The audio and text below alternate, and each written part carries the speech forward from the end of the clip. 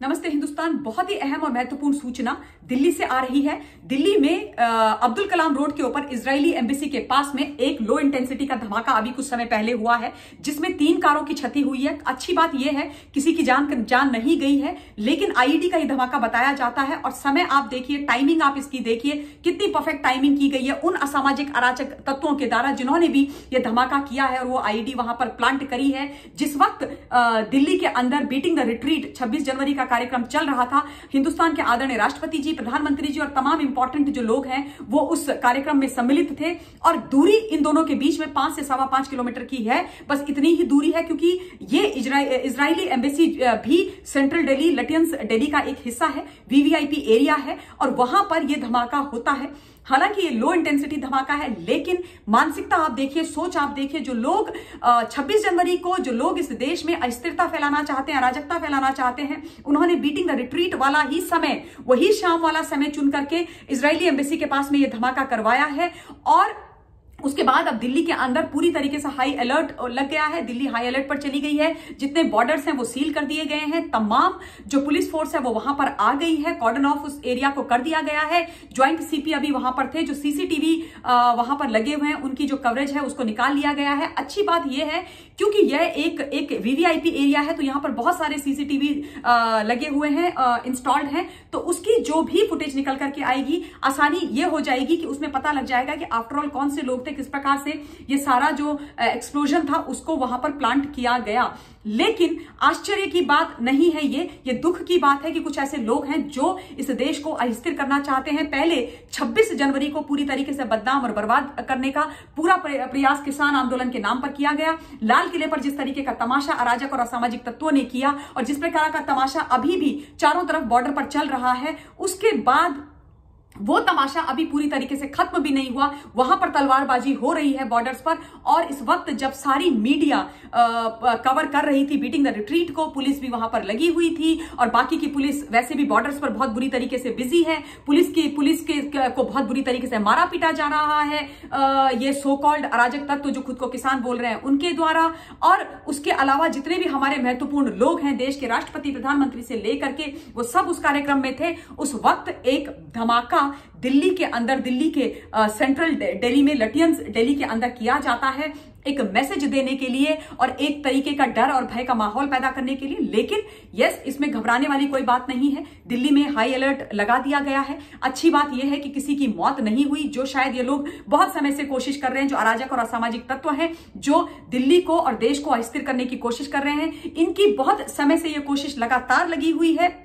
26 जनवरी के दिन भी ये कोशिश पुरजोर तरीके से की जा रही थी कि किसी भी प्रकार से गोली वहां पर चले, फायरिंग वहां पर चले, किसी की मौत हो। लेकिन दिल्ली की पुलिस ने बड़ी ही सहनशीलता के साथ, बहादुरी के साथ उस पूरी सिचुएशन को हैंडल किया। जिस प्रकार से कल रात से हम हाई टेंशन और हाई ड्रामा दिल्ली के बॉर्डर्स पर देख रहे हैं मिस्टर राकेश टिकैत के द्वारा और उनके तमाम अन्य लोगों के द्वारा, जिस प्रकार से आज तलवारबाजी वहां पर हुई, एक एसएचओ को बुरी तरीके से घायल कर दिया गया, जो गांव के लोग उस इलाके में गए थे उन लोगों को घायल कर दिया गया। वो दर्शाता है कि एक फोर्स, एक सेक्शन है जो पूरी तरीके से देश को अस्थिर करने की कोशिश कर रहा है।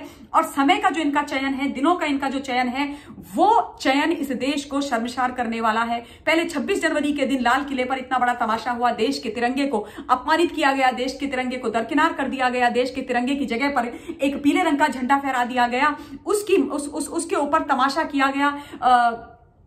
तलवार, उस दिन भी तलवार लेकर के लोगों के पीछे भागा गया।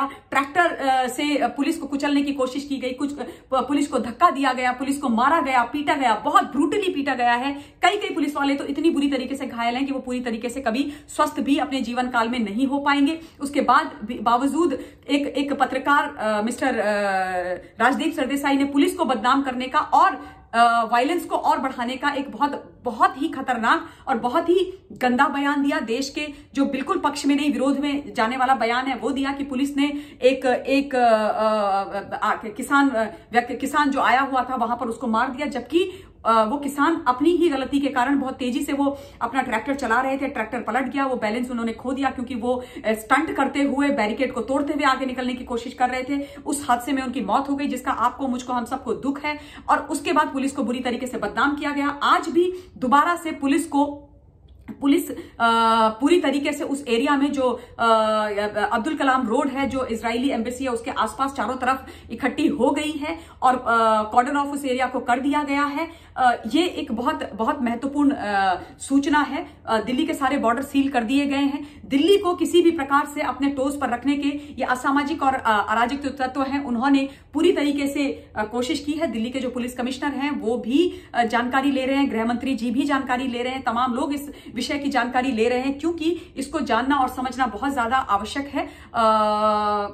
मुझे उम्मीद ही नहीं, पूरा विश्वास है कि जो लोग भी इस घटिया सोच के पीछे और इस घटिया ब्लास्ट के पीछे हैं, या जिन्होंने भी ये धमाका करवाया है, उनको डेफिनेटली उनकी सजा मिलेगी और सजा तय की जानी चाहिए। क्योंकि जिस प्रकार से देश के विरोध में और जिस प्रकार से देश में अस्थिरता फैलाने के लिए जो काम किए जा रहे हैं कुछ लोगों के द्वारा, उनको एक्सपोज करना, उनके ऊपर कड़ी से कड़ी कार्यवाही करना आज के समय में बहुत ज्यादा आवश्यक हो गया है। क्योंकि एक मानसिकता सी बन गई है, एक सोच सी बनती नजर आती है मुझे तो, कि किसी भी प्रकार से ये निकेन प्रकारेण बस कुछ भी करो, देश को अस्थिर करो, देश में एक भय का माहौल पैदा करो, अराजकता का माहौल पैदा करो। क्योंकि राजनीति कुछ लोगों की, कुछ पॉलिटिकल पार्टीज की चलती रहनी चाहिए। जो लोग पॉलिटिकल बैंकरप्सी से गुजर रहे हैं, जिनके हाथों में अब कुछ भी बचा नहीं है, तो वो कंस्ट्रक्टिव ऑपोजिशन करने के बजाय डिस्ट्रक्टिव ऑपोजिशन कर रहे हैं। डिस्ट्रक्शन का पाथ उन्होंने बहुत समय से लिया हुआ है और पूरी तरीके से विभाजित करके,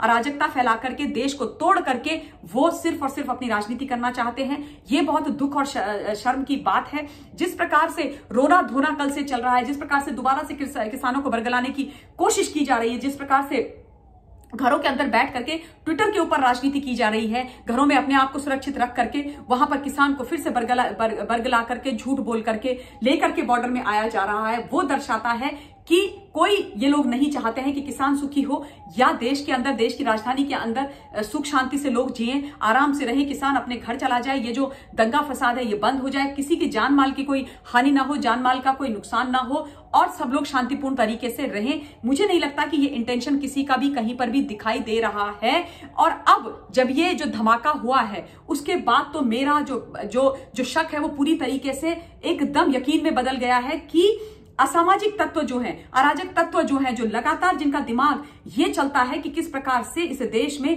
अराजकता फैलाकर इस देश को बदनाम किया जाए, जो ये पाकिस्तान की बी टीम बनकर कर यहां पर बैठे हुए हैं, जो चीन की बात सुनते हैं, जो पाकिस्तान की बात सुनते हैं, जो इस देश की फौज पर भरोसा नहीं करते हैं, जो इस देश की सरकार पर भरोसा नहीं करते हैं, जो इस देश के प्रधानमंत्री पर भरोसा नहीं करते हैं, जो इस देश की आम जनता के लिए कुछ नहीं कर पाते हैं, उन लोगों को सिर्फ और सिर्फ एक मौका चाहिए होता है ताकि वो अपनी गंदी पॉलिटिक्स और राजनीति करते रहें और देश को बदनाम करते रहें। मैं आप सभी लोगों से ये निवेदन करूंगी कि अपना संयम बना करके रखें, सच का साथ दें और अपने आप को सुरक्षित रखें। आप सब लोग अपना ध्यान रखें। बहुत बहुत धन्यवाद। वंदे मातरम। भारत माता की जय।